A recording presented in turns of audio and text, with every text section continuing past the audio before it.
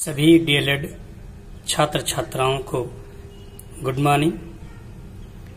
जैसा कि मैं कल अपने वीडियो में लेकर आया था यस 5 पेपर यूनिट 3 का 3rd क्वेश्चन कि विद्यालय स्तर पर खेलकूद प्रतियोगिता आयोजन हेतु सुझाव कि खेलकूद को आयोजन करने के लिए सबसे पहले क्या करना चाहिए और खेल किस नियमों से या खेल के नियम क्या क्या होते हैं, उसके मार्किंग कैसे की जाती है।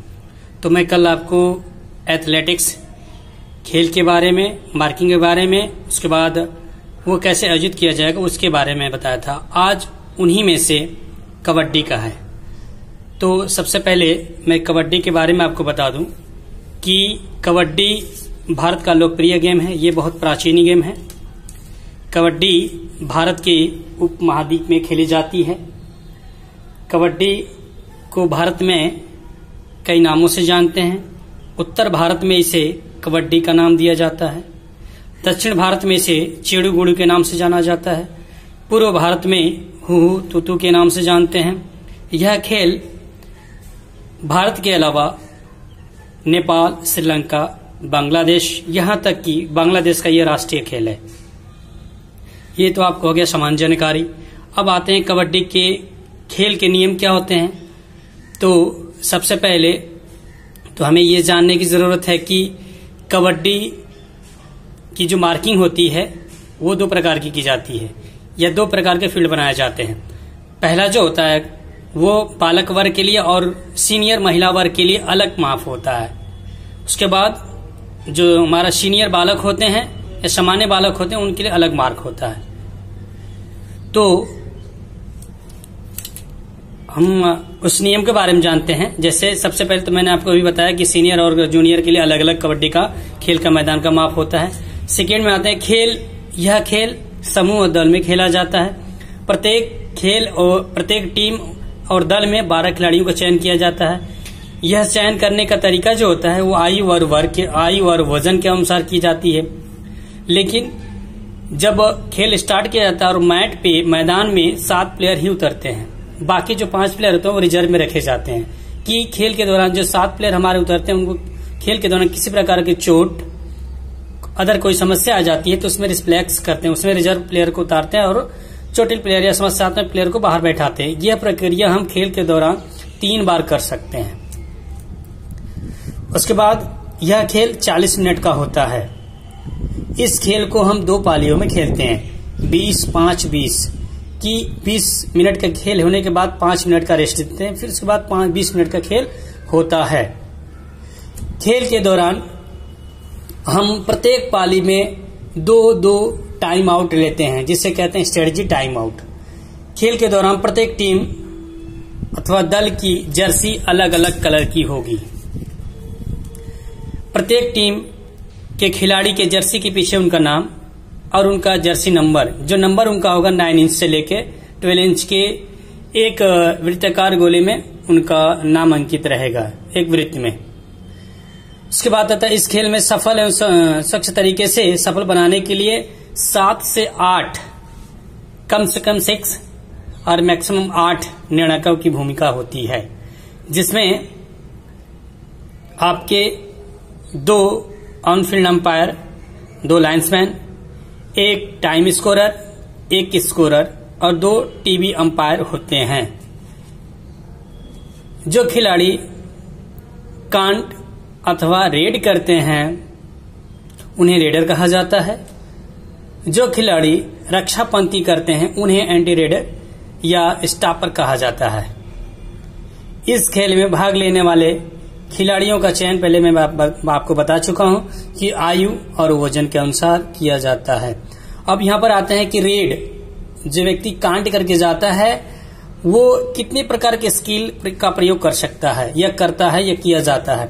तो सबसे पहला स्किल था रेडर का कि side kick, round kick, toe touch, knee touch, hand touch, mule kick. ये तो आपको कहें रेडर की स्किल। लेकिन रेड किस जगह से स्टार्ट की जाती है, इसमें रेडर को छूट है दोनों कॉर्नर से या मध्य रेखा से, ये कहीं से रेड कर सकता है। उसके बाद अब एंटी रेडर, जो रक्षात्मक पंथी होती है उनकी भी स्किल होती है, उनको किस प्रकार से कैसे पकड़ना चाहिए उसका एक तकनीक होता है। जैसे पहला सिंगल नी पकड़, दूसरा डबल नी पकड़, तीसरा नंबर हिप पकड़, हिप मींस कमर, कमर को कैसे पकड़ना, या कमर को पकड़ ले तो प्लेयर आगे नहीं भाग सकता। उसके बाद ankle hold, single ankle hold और डबल एंकल होल्ड, ये आपका हो गया एंकल होल्ड पकड़, ये रक्षात्मक पंथी का स्किल है। उसके बाद अभी आ गया जो नए नए नियमों में सुपर टैकल। वो सुपर टैकल कब होता है, जब दो प्लेयर हमारे पास रक्षापंथी के पास बचते हैं और रेडर आता है उसको पकड़ते हैं तो सुपर टैकल कहा जाता है, उसमें 2 अंक उसको मिलता है। ये आपका हो गया। अब आते हैं कि कबड्डी खेल का मैदान किस प्रकार से कैसे बनता है। तो सबसे पहले मैंने बताया था कि बालक और सीनियर बालिकाओं के लिए कबड्डी का जो माप होता है 1 होता है। तो इसका माप क्या होता है आपको कि सीनियर बालिकाओं के लिए और जूनियर बालक के लिए, कि जिसकी लंबाई होती है 12 मीटर और चौड़ाई 8 मीटर की होती है। ये एक जब सीधी रेखा 90 अंश के कोण पर खींचते हैं, और अगर सीधी रेखा हमको करनी है तो इसका पाइथागोरस का इस्तेमाल करते हैं, 3, 4, 5, ये पाइथागोरस, ये सीधी लाइन करने के लिए हम इस्तेमाल करते हैं, मीटर से नापते हैं ऐसे। उसके बाद अब इसमें सेंट्रल लाइन खींच देते हैं, सेंट्रल हमारा होगा 6 मीटर पे, 6 मीटर पे खींचने के बाद यहां से हम क्या करते हैं 8 मीटर जो चौड़ा होती है लाइन उसको खींचते हैं, यहां से सीधी लाइन खींचने के बाद यहां से लेके सीधी यहां से 8 मीटर खींचते हैं, क्योंकि महिलाओं का जो कबड्डी कोर्ट का माप होता है चौड़ाई होती है 8 मीटर की होती है और लंबाई जो होता है 12 मीटर का। तो अब मध्य रेखा 20 से कर लेते हैं 6 मीटर पे। अब यहां से मध्य रेखा से इंड लाइन, ये हमारी इंड लाइन है, ठीक है, ये इंड लाइन है। तो मध्य रेखा से इंड लाइन की दूरी क्या होगी 6 मीटर। उसके बाद मध्य रेखा से आपकी जो ये बोनस लाइन होगी वो 4 मीटर। उसके बाद मध्य रेखा से जो बक लाइन होती है इसे ये आपको होगी 3 मीटर पे। तो इस तरह से 3, 4, 2 ये आपका 6 मीटर हो गया टोटल, 6 और 6 12 मीटर हो गया। इस प्रकार से ये आपकी सीधी रेखी होगी। उसके बाद खेला कितने में जाता है, दोनों कार्नों पे ये 1-1 मीटर की लॉबी होती है, इसे लॉबी कहा जाता है। इसकी चौड़ाई जो होती है 1 मीटर होती है, इसकी लंबाई पूरे 12 मीटर होती है, दोनों तरफ 1-1 मीटर का होता है लॉबी। तो हमारे खेलने के लिए क्या हो गया, ये हमारा 6 मीटर बचा खेलने के लिए, दोनों तरफ से 1-1 मीटर काट देते हैं तो हमारा 6 मीटर ये खेलने के लिए मैदान बचता है। और ठीक ये हमारा उसके पीछे जो हमारे प्लेयर खेलते हैं मैदान, उनके जस्ट पीछे इंड लाइन से 2 मीटर पीछे करके हम सीटिंग ब्लॉक बनाते हैं। जो प्लेयर हमारे आउट होते हैं उनको बैठने के लिए 6, ये हमारा होगा 1 मीटर चौड़ा और 6 मीटर लंबा। इसमें 6 बॉक्स बनाए जाते हैं, जिसमें प्रथम प्लेयर अगर आउट होता है तो प्रथम, द्वितीय, तृतीय और 5th और 6th ऐसे नंबर वाइज इसे बैठाया जाता है उनको। उसके बाद हमारे कबड्डी कोर्ट से लगभग ये हमारा कबड्डी कोर्ट हमेशा उत्तर और दक्षिण का ही बनाया जाता है। अगर कहीं जगह नहीं है तो ये पूरा पश्चिम भी हो जाता है। ये इंडोर गेम हमेशा अंदर ही, कक्ष के अंदर ही खेला जाता है। अगर कहीं कक्ष के अंदर नहीं है तो बाहर भी खेला जा सकता है। फिर ये कबड्डी कोर्ट से या कबड्डी कोर्ट के चारों तरफ 2 मीटर से लेके 5 मीटर का घेरा होता है। उसके घेरे के अंतर्गत ये कबड्डी कोर्ट से 3 मीटर की दूरी पे से वो बनाया जाता है स्टाफ सेटिंग बॉक्स। यहाँ पर स्कोरर होते हैं और यहाँ पर टाइम स्कोरर होते हैं, टीवी अंपायर होते हैं वगैरह। ये हमारा हो गया सेटिंग ब्लॉक्स।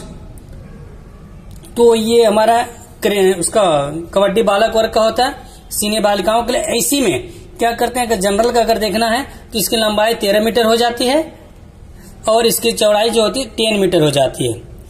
और इसमें जो ये 2 मीटर हमें दिए हैं बालिकाओं के लिए, जो हमारा प्लेयरों के खड़े होने का स्थान है, इसमें हमारा 1.75 हो जाता है। उसके बाद ये हमारा जो बकलाइन है ये 1 मीटर का ही रहेगा, इसमें कोई परिवर्तन नहीं होता है। उसके बाद जो इंड मध्य लाइन से बकलाइन की दूरी होती है ये 3.75 मीटर का हो जाता है, इसमें जुड़ जाता है 7.5 मीटर। उसके बाद ये चौड़ाई है। उसके बाद ये दोनों कॉर्नर पे 1-1 मीटर का लॉबी होता है। तो इनका शेष बचता है 10 मीटर का है तो शेष बचता है इनका 8 मीटर खेलने के लिए। ये हो गया सीनियर बालकों के लिए। उसके बाद ये सेम होगा, 6 बॉक्स इनके भी हो गए, लेकिन इसकी जो लंबाई होगी ये 8 मीटर की हो जाएगी। ये 6 मीटर तो 8 मीटर का हो जाएगी, चौड़ाई 1 मीटर ही होगा। इसमें 8 मीटर में ही क्या करना है, 6 सिटिंग ब्लॉक्स को हमें बनाना है, न कि हमें 7 होना चाहिए। तो ये हमारा हो गया बालक वर्ग और सीनियर बालिका वर्ग और सामान्य बालकों के लिए कबड्डी कोर्ट का मैदान या कबड्डी खेल का मैदान किस प्रकार से। उसके बाद हम ठीक देखते हैं सेंटर लाइन के ठीक सामने हमारे फील्ड अंपायर होते हैं और जहां पर प्लेयर खड़े होते हैं पूरी टीम के, वह उसके जस्ट पीछे हमारे लाइन्समैन होते हैं दोनों तरफ 1-1 मीटर की दूरी पे। और ये लाइन्समैन इसलिए रखे जाते हैं कि वो किसी लाइन को क्रॉस ना करें, या जो रेडर है वो बोनस लेता है कि नहीं ले, उसकी जानकारी के लिए इन्हें हम ऑन फील्ड ही अंपायर मानते हैं। तो आज के लिए इतना ही वीडियो, फिर अगले दिन कल हम अलग से खेल के नियम और कैसे मार्किंग की जाती है इसके बारे में बताएंगे।